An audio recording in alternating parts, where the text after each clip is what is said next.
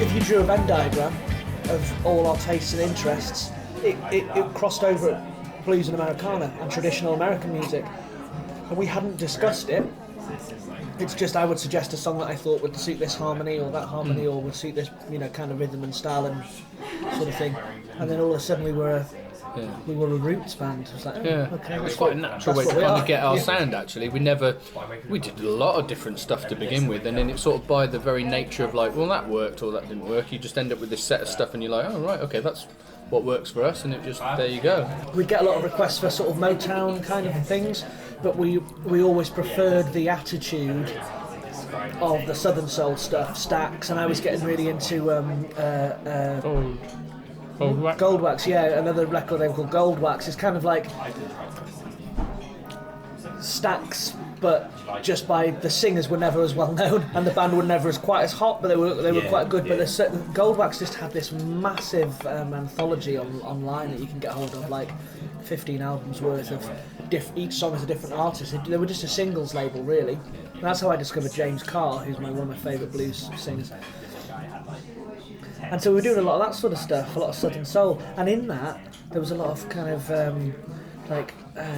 soul duos and like Sam and Dave and people like that. So the harmonies, we started to get our harmonies going through playing that sort of stuff, and then we sort of backtracked through that stuff because Goldwax is earlier than Stax.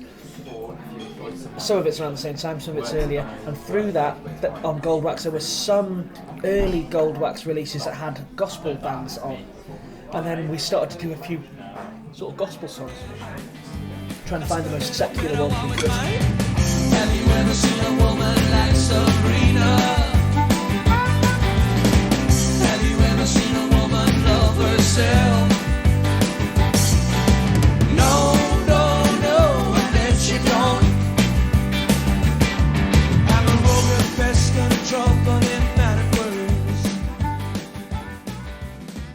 Your song "Careful Sabrina," that's those opening chords. I was just there, 1975, Hope and Anchor, Sweaty Palm, blokes in suits. I think that's why we feel sometimes a little bit like imposters on the blues scene, because we're not strictly a blues band. We definitely have it, and a lot of that pub rock stuff, like, definitely has a blues influence. But a lot of those guys are like thinking a little bit more cleverly about the songwriting and stuff like that, and trying to do something. Thank you very much. Trying to do something a bit more interesting. Blues is such a perfect basis and a substrate to build something on. Yeah, it's interesting because we got the Dr. Feelgood and Amber Zero comparisons with our first record. We actually ended up opening for Dr. Feelgood, and I thought it was really good until I realised that everyone was open for Dr. Feelgood because they gig every 3 hours.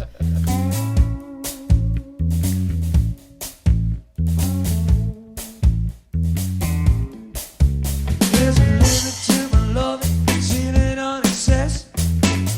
Taking space on the Midnight Express. Got me wondering, could I live with any less?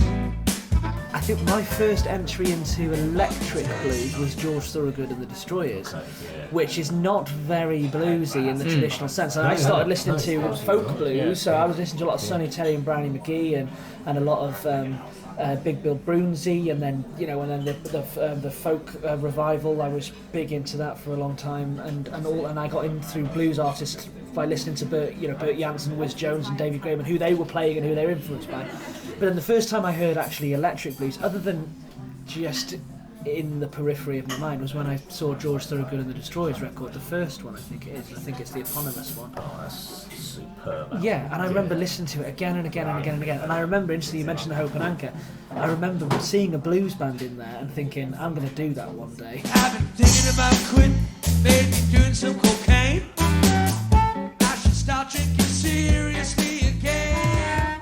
So we just set up in the space, and there was no audience or anything. It was a closed session, and we just tracked everything live. And then afterwards, we did a few overdubs, like vocals, and there was a couple of guitar parts that needed redoing, just for whatever reason. A couple of bits of this and that. We've kind of figured that, in the couple of times that we have recorded now, there's no way we could do like sound on sound recording. It just wouldn't work for a band like us, because there's so much of the elements of it happen in between the people as you're playing, the push and pull of the rhythm, and you just can't lose all that. You lose totally. that It's like spontaneity. you could get cleaner and, you know, much better takes where you could really fine tune things, but you know, the vibe is worth so much more. You can't dial that in. We were there for that weekend, and the recording of The Lost Ark was an absolute party. It was the best weekend, and you know, a lot of work going into setting it up and pre-production, but we knew when we walked in there that we're going to have a great 2 days, and it was absolutely amazing. And I think that comes out on the record. When I listen to it, because I was there, I'm like, yeah, we had a really good time. Walking tame and invasion.